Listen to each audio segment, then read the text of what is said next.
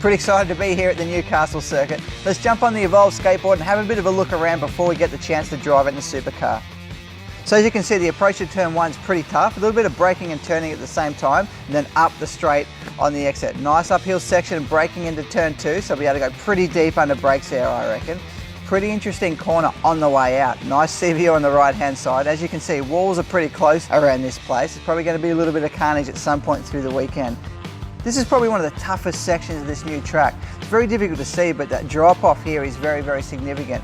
Learning the track's going to be really difficult here, trying to work out where to be on the throttle or off and on the brake and so on. A little bit of curb usage at a few places as well. Certainly going to take a lot of that Friday 40-minute session to start with, more so to get up to speed from a driver's point of view. Probably won't come up to grips, I don't think, until probably quite late in the weekend. It's that sort of difficult track.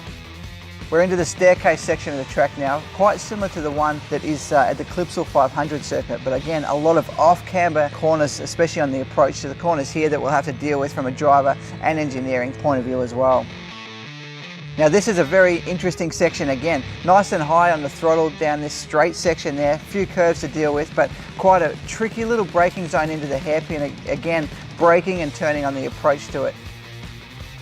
Very long corner, doesn't look like it on the approach, but nice long loaded drive exit out of this one up to that last corner. Going to be a tough one on the rear tyre there, that's for sure. That leads us up to the final corner on the Newcastle circuit. A nice right-hander to finish off the track. Looks pretty simple, but what it does lead up to is one of the most difficult and probably one of the most dangerous pit entries we see on our calendar. Certainly expect to be a few issues here on the weekend trying to dive into the pits with someone behind me.